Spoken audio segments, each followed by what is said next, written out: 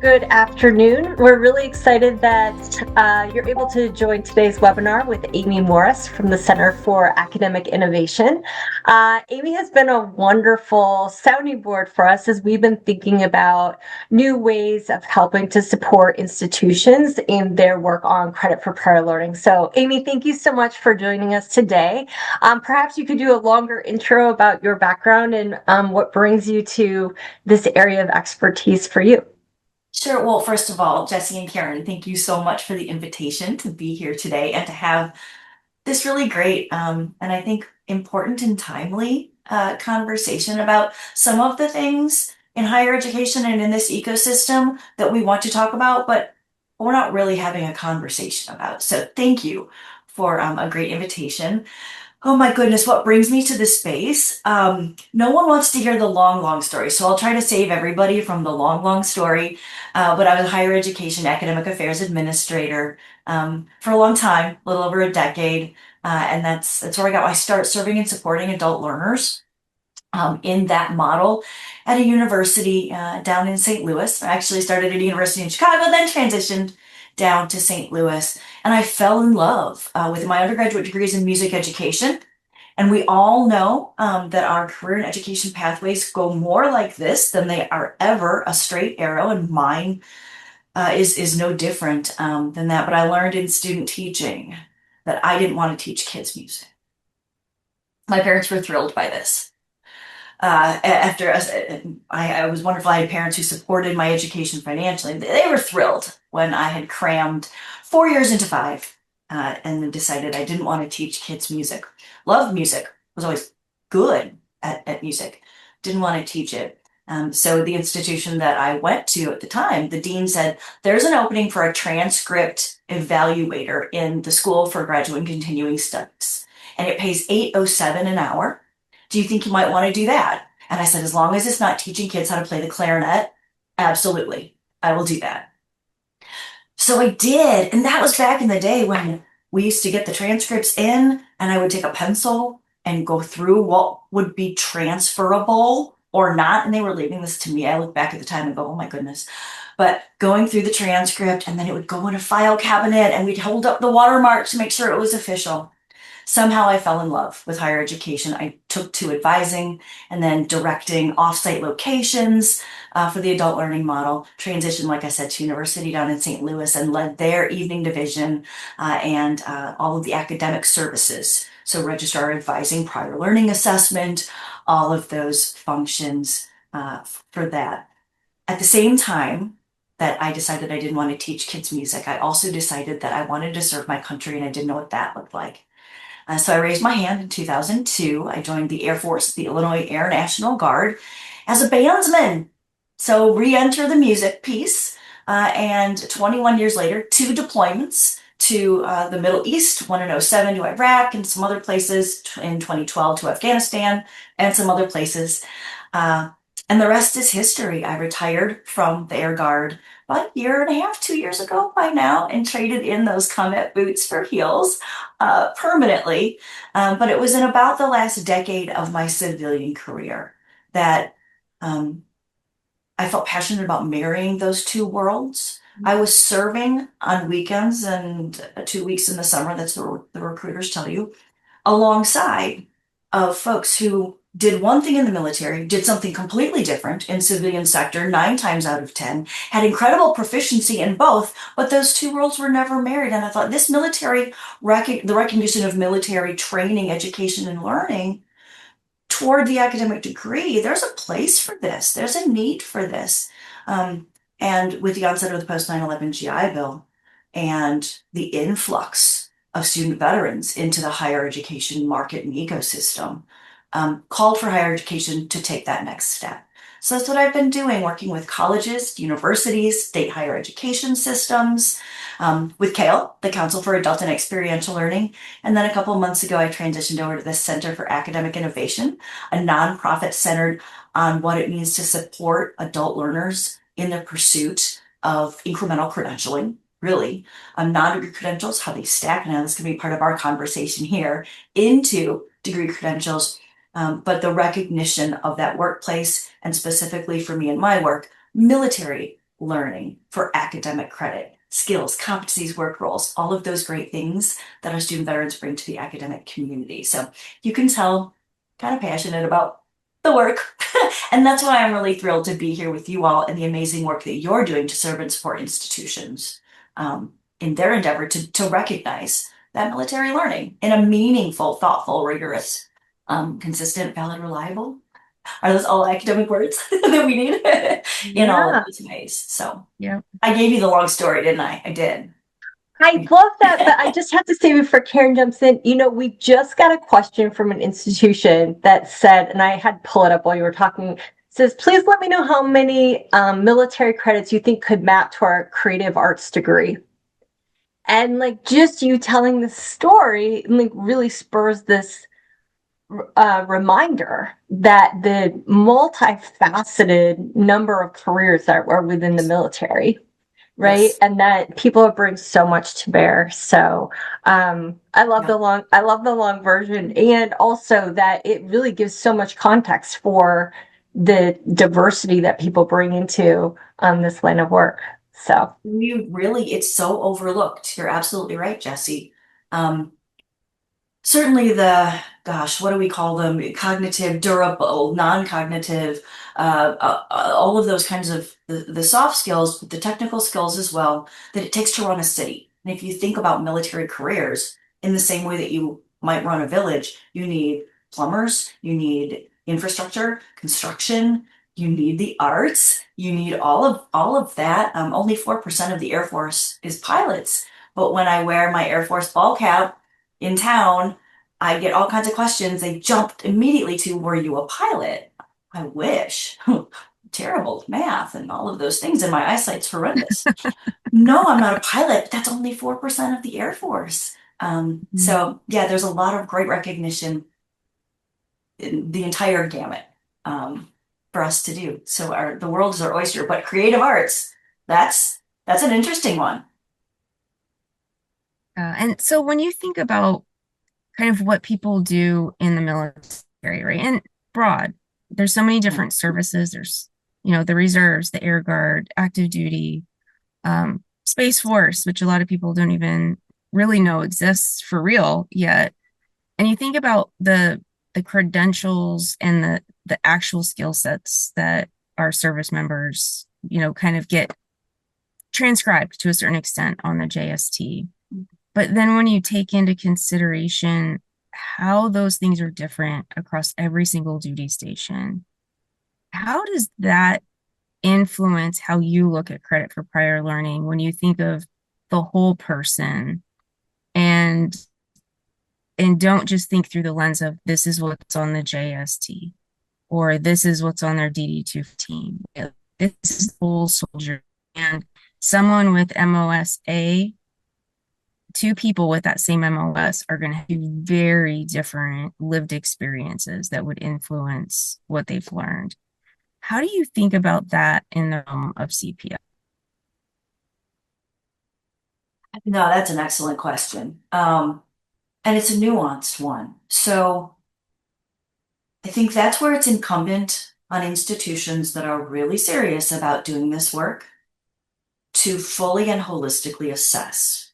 So exactly to your point, Karen, ACE credit recommendations that we find on the Joint Services transcript are an excellent, nay, the best place to start. And we know what the training provided because that's what's evaluated. But just as you said, you can have 168 whiskey who goes to METC at Fort Sam Houston, all of the branches, all of the medical, the corpsmen, the medics, for a more generalized term, they all go to Fort Sam Houston to METC for their initial training. But then they go to a separate branch, which are with very different missions, to exercise those skills and apply the skills and the theory that they've learned.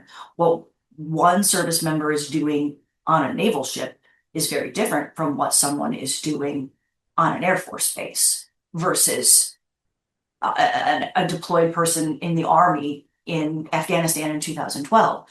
So how do we capture what learning occurred across those diverse experiences and in this in this space, and the standards will require us to only consider the learning. We don't give credit for prior experience.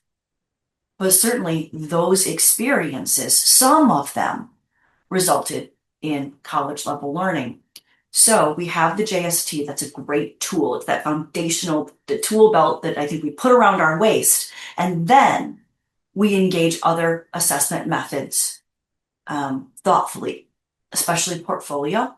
That gives the student veteran an opportunity to say, yes, of course I've had this training, but this is what I was able to do above and beyond that, and give them the opportunity to provide verified evidence.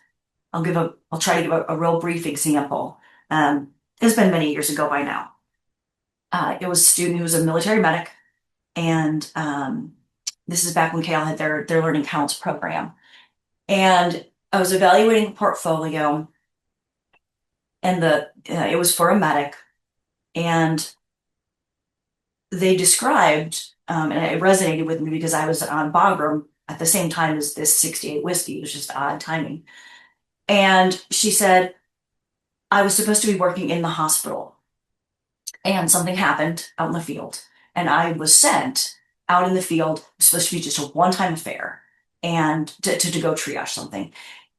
And my command staff and leadership realized I was really good in that environment, even though I didn't have any formal training for it.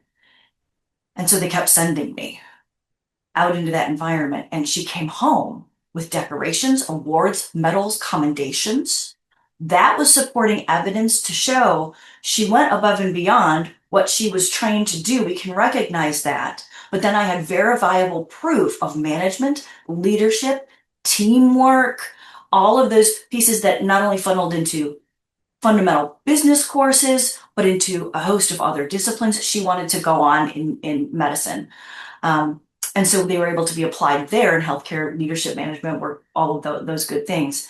But you have to take time, and the institution has to have the mechanisms in place to assess that additional learning and competency that student had. Skills demonstrations, another good one, especially for your applied disciplines, cyber, healthcare, others, where you can ask the student to put, especially for our community colleges and those applied disciplines, you turned wrenches in the Air Force, or you turned wrenches for motor pool in the Army. Turn some wrenches and let's see what your wrench turning capabilities, those valuable skills are, and how they correlate to our program and course outcomes. And then we can award credit for prior learning. Those evaluations have to be consistently delivered, cannot be coached. That's tough for faculty who are good at their jobs. Boy, we want to coach these students through these assessment processes. Can't do that. So we have to professionally develop and invest as institutions into training our faculty, who are experts in their field, but not necessarily experts in assessment, on how to holistically assess our service members. Then we get all of that good learning that has been left to the cutting room floor when we only examine the JST. So again, I know another really long answer to a really short question, but what do you think? Oh, I think it's great. And one of the things that if you think about what a service member does beyond, let's just call it this, it's kind of a universal term. It's application of learning. And yet sometimes when we're thinking about credit for prior learning, it's the focus is on proving that they learned something. And if we step back, I think lots of times what we actually see is we're getting much higher level blooms from someone who has learned it and done it than from a student who, this is the first time they're experiencing the knowledge, a traditional student, right? Not diminishing that at all.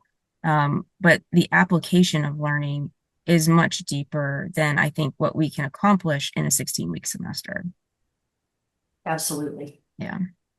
Makes perfect sense. When you think about that, like the augmentation, right? So it's almost like a layering effect. So you have the MOS training, which sits on the JST, and then you have this additional application that Karen is talking about. And then there may even be micro credentials or some sort of like stackable industry credential that sits on top of it. How do how do you see those as striated and that those are evaluated separately? Or when you think about it, do you take the service member and look at it comprehensively? Like what is the mindset that you're going into it to kind of thread the needle on how different things should get credit and then to be able to provide that consistency across those different layers. So perhaps I wasn't in the military, but perhaps I have the industry credential that Karen has, who has the military plus the experience plus the credential. And how does that, can you just kind of walk us through that? Yeah, well, I'll try. Because again, it's another really good question. The data is a little stale because I think it was from 2019 and I stumbled on it in the last couple of weeks. I think it was Strata in collaboration with Lumina that found that 55%, and because I've said the actual number, I'm sure it'll be wrong, but it was right around there, of transitioning service members come out with a non-degree credential. We know that that exists through programs like Cool, credentialing opportunities online. Each service has its own administration of Cool. And credentialing assistance, like we have TA for higher education, credentialing assistance supports and is a benefit for service members to be able to earn the civilian industry equivalent of a non-degree credential as it serves certainly for professionalization of the force, but also upon transition assists with a Department of Labor or an industry recognized credential. Okay, so they're coming with that. How are we recognizing that in higher education? We've been spinning on this for a while, but that number, the mid-50s number, that's the number of service members coming out. We know 200,000 of them are coming out into higher education every year, or excuse me, about 165 out of 200,000 are coming into higher education every year, and half of them have a non-degree credential. We have got to recognize what they've already demonstrated because they have that credential that they know. Okay, well, how do we do that? Well, there's no tremendously easy path, but organizations like Solid, the analytical engine that does the work for Cool, marrying those industry exam outcomes and requirements to military training and education, that's publicly available material on all of the Cool sites for all of the different DoD branches. Gather that data, mine that data. I think it's Pennsylvania that's using it for state licensures so that they can make that correlation. Okay, but back to higher education. We have those learning outcomes. They exist and is publicly available. Marry those with yours, just like Karen said, using Bloom's, but we also need to use Kolb's, the experiential learning cycle. Marrying some of these frameworks, the Dreyfus and Dreyfus, yeah, it's old, but it's time tested. What skills do they have? But skills, yes, but at what proficiency level? Couple all of that with a non-degree credential, and I think that's how we recognize, again, always correlating those credential outcomes with our outcomes where there is alignment at the correct proficiency level and in the correct piece of the taxonomy, then it's right for evaluation. Not to get off on a tangent, but I think it's important, and it's a discussion I have with institutions all the time. Just because we did it in the service doesn't mean that that learning is right for articulation. If we see this with 11 Bravos, right? Infantrymen. What they do, what they were trained to do, and how they were trained to apply it, especially if you're talking about someone coming out after a first contract. If it's not sitting in your academic catalog for you to align it to, it may not be right for articulation. We see, what is it? Orienteering on the JST for basic military training for a lot of the branches. Wonderful. Land navigation, orienteering, incredibly important. You're not going to survive as a soldier unless you can do land nav and orienteering, but I don't see land navigation and orienteering in many academic catalogs. So is it truly right for articulation beyond elective credit? And I think we all know the pitfalls that come along with over-articulating elective credit. And I know that was a tangent. I always feel like that's my little soapbox lately for about the last year. Like, And not everything is right for articulation, guys, and it's a tough conversation to have with the students. But I also want to point you in the direction of credentialasyogo.org. Nan Travers, the teaching in our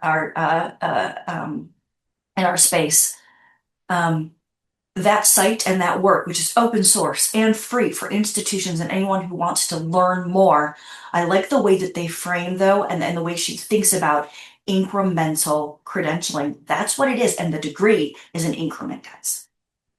We know that. American society, for the last handful or more of years, has this mutually exclusive view, it seems, that you either have a non-degree credential, and that's where you're going, and you're going into the trades and the skills, and that's highly valuable and highly needed and necessary. Absolutely. Or you earn a degree, but nary the two shall meet. And I think we know by your question, Jesse, and the conversations in our space and what we're having today, that can't be true. They cannot be mutually exclusive. There's no room for that. The degree and the master's degree and the doctoral degree and the professional degree all have a place. They are that increment because we need to get into a job, but then we also at some point want to move up in our organization or out of our organization or start our own organization. We need to know how to do that, and that's what a degree does, right? So again, a little commercial for credentialasyogo.org. Really great resource for folks doing this work of trying to articulate the non-degree credentials into that incremental credentialing system in higher ed. Absolutely. Absolutely. Nan is a legend. No. Brilliant, brilliant components. I think it's really hard for individuals, especially who haven't been in the military and or who haven't taken any sort of micro credentials to get their brains around. Like, there's a lot of complexity to it, right? That arguably, having had the hands-on experience, you have an appreciation, right? You and Karen have this appreciation for things that feel very abstract for the non-military higher ed professional as they come through. And I think that shows up really common with advisors who tend to be really beholden to the programs that they're tied to. So how do you thread the needle as you think about the role that advisors play in this? Gosh, advisors are key, right? Our MCPL work is worth nothing if we are not communicating really effectively with our faculty and our professional advisors. Encouraging student veterans to begin with the end in mind, and the end is not the degree. It's not. The degree is the beginning. Having advisors who work really closely with the Veteran Resource Center directors and coordinators on campus to understand this student veteran population. And it looks different on every campus. It's as different as your own campus culture. Whether I go to an Ivy League or an R1 or my community college or the little private university that's in my hometown, every culture is different. So is the culture of your student veteran population. And what I see on a national scale, like I said, we know about 160, 165,000 every year transition from the service into higher education. And if I'm a betting person, and I'm not typically a betting person, but if I were, I would say most of your student veterans are sitting in your business department and in your comms department. Why? Well, why did you choose higher education? And if we drill down, a lot of student veterans will say, well, I can use my Montgomery GI Bill and I know that I get basic housing allowance. So at least I know I'll be able to fund where I'm living after the service. And it felt like too big of a gamble to go directly into industry and to go to work. That's valid. Okay. So how did you end up in the business major? When you're done, do you want to do econ, accounting, finance, statistics? Where are we going to go with this? Well, I don't really know. I mean, I just feel like, business felt safe. That's where advisors come in. That's where we have that rubber meets the road conversation at matriculation. We also know, and I know this is 2015, university, the Syracuse IVMF data, but it showed that 60% of those student veterans transitioning to higher education don't want to do anything related to what they did in the service. So if 60% want to do something completely different, what is that something that's completely different? And are we beginning again with the end in mind? And are we in the right major to do what we want to do? 74% of them, according to the Bureau of Labor Statistics, are earning while they learn. What are you doing? Do you want to continue to do the work that you're doing while you're in school? Sometimes yes, sometimes no. Are we retooling? Are we reskilling? Are we upskilling? Having those conversations right around the time of sophomore comps isn't the time to do it. We need to have it up front. But advisors don't know these things intuitively. Who would? And so equipping them with tools and knowledge. I love to point to free resources. Columbia University's Center for Veteran Transition, RJ Jenkins does chef's kiss work there, all of his curriculum on what it means to be academically prepared for university. It is not Columbia branded. It is in no way shaped or crafted to take your student away and send them to Columbia University. It's highly generalizable, but that's where we miss that mark as well. Keeping the main thing. We're very focused on supporting student veterans, and we have a green room on campus and lots of Xboxes and free printing. And it's wonderful. Don't get me wrong. We need the Xboxes and the free printing. But they're here to go to school. And so we need to make sure that they're on the correct path in the correct major, and that we're recognizing their learning in a meaningful way so that they're on their way to earning and in a thoughtful career as quickly as they can be. And now I don't Yeah, I remember think your your original comment question, on the Jesse. Just keep circling. Sorry. sorry. Amy, I think your comment on the Veteran Center on campus is it kind of encompasses everything that at least that I've seen a lot of, which is that how schools think about or define their veterans is based off a very small percentage of who actually transitions out of the military, right? For a veteran Mhm. center to have Xboxes and all of those types of things means we are thinking about the average 11 Bravo or truck driver or more industrial type MOSs that do one tour and then transition out and go to college, still 22, 23, single, no children, playing the Xbox in the Veteran Center. And I think there are a lot of great services there, right? But when I think about the Veteran Centers, a lot of them that I've seen, it's based off of a simple comprehension of who our veterans are. And forgets a lot of who they really are. And I think that's pretty consistent with like just not fully understanding the landscape of what's done during a service member's tour, what's really taught at all of these different, whether it's AIT or it's BNOC, and what does leadership really mean?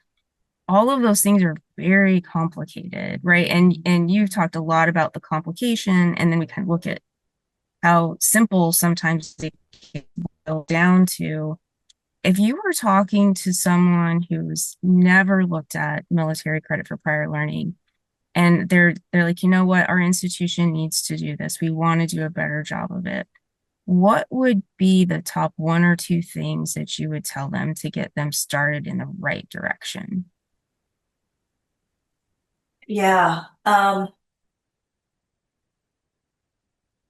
Oh gosh, one or two things. I was gonna Um, say if one or two is not enough, we can no, go to three no. or four. No, you're absolutely right, though. I mean, that's a really good question because there's 11D things to think about. It's a really complicated process, but so it's not low-hanging fruit necessarily, and it's not uncomplicated necessarily. But we do have the joint services transcript. If you don't know where to start, don't do this alone. Reach out to organizations like EAS, like CAI. We have been doing this work for decades. Don't do this alone.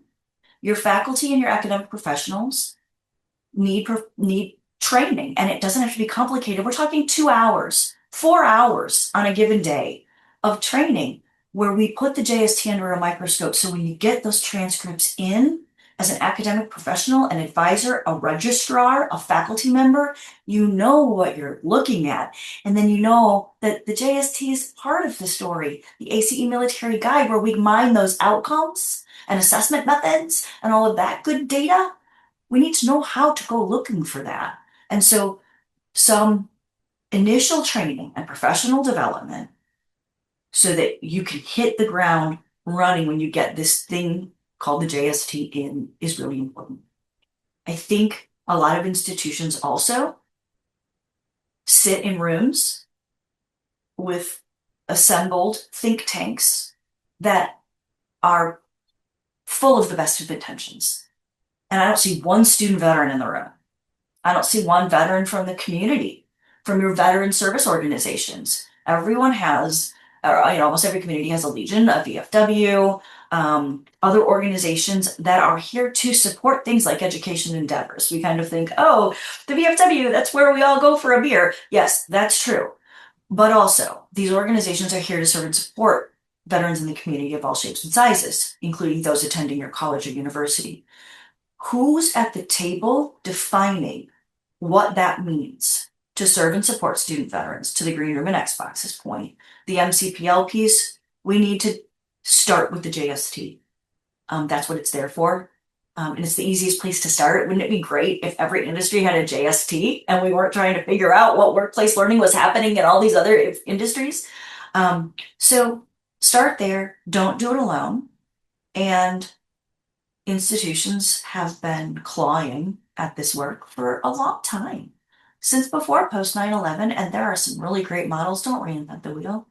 There's another institution that's not vying for your students that might be across the nation or across a region who has done this good work. I think that's something really unique about higher education. We go to these conferences, especially, or we have webinars like this, and we get up and present these great initiatives and we tell everybody how we did it. And we do this for free. And we help one another out. I don't see that in other industries where we get together at conferences and give away our intellectual property. I guarantee you there's another institution that wants to articulate, or that has already articulated it, is accredited by the same bodies your institution is. They've done that heavy lifting. Use organizations like CAI, like yours, to connect. We're great connectors. We've done this work all over the nation. I can point you in the direction of an institution that has done this work. This is no time to reinvent the wheel. So there's some good news for those who go, okay, I think we need to do this, but I have no idea what it looks like. Don't reinvent the wheel and start with the JST. Yeah. I think that's a great top two. It's off the top two of my head. That's for sure. I love that because I do think CPL gets very complicated very fast for organizations, depending on how broadly or narrowly that they define it. And it becomes so big and so unmanageable that the notion of starting small or starting, starting with what has already been done and building off of it is actually a very honorable high integrity activity. So I love And that. taking the time too, Jesse, I think, to gather the data. So I'll often, when I get calls from institutions and they ask Karen's question, where do we begin? I say, well, where are your veterans? I mean, I can be a betting person all day long, but are they really sitting in your business programs? Yes or no? Oh gosh, we don't know. We're not tracking that. Okay. We want to do healthcare crosswalks. I love that. We know we need more people in healthcare.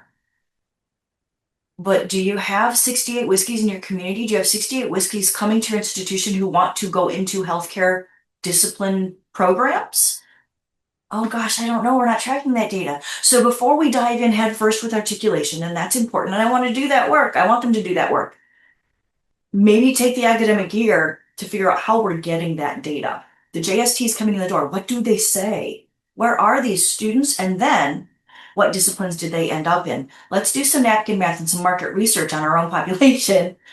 before we decide to jump head over feet into, we're going to articulate for cyber, we're going to articulate for healthcare. I love to see it, but it's not Field of Dreams. You may build it and they don't come. And we need to be proactive about thinking that piece through. Yeah. I think the other piece, Karen, you brought up a really good point about culture of veterans. And I worked with an institution in New Jersey, it was right over the holidays. And think about what your institution wants to signal to those who have already matriculated, potential students and transitioning service members, your own faculty, your own staff, your community members, your employer partners.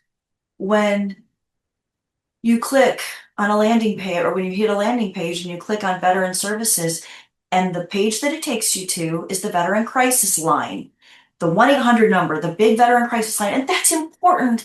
I'm not in any way trying to diminish the importance of having resources for veterans available. But what is it? What is that signaling? That veterans bring strengths, that veterans complete at higher rates, that they complete at higher GPAs, that they're academically stronger, that they gravitate towards STEM fields. That's what the data show. Is that what your institution is purporting and signaling? Or is it the opposite? And are we coming kind of from a deficits, a place of deficits instead of strengths? And that's all part of the culture that, like I said, engage your veterans as you figure out what your culture is supposed to be. That was a really good point, Karen. That is wisdom right there. And I love that, right? Like, think about how you're signaling, start with the data. You don't need to reinvent the wheel. Like, it's truly a business, it's almost a business case of building it for CPL for veterans. So that's amazing. Amy, that. thank you so much for spending part of your afternoon with us. We know you have a ton going on. Thank you for all of your work in the CPL area and the good things that CAI is doing. And we'll look forward to having and continuing this conversation in many other spaces. So have a good day. Thank you. Thank you. Thank you so much for the opportunity. Have a good rest of your week.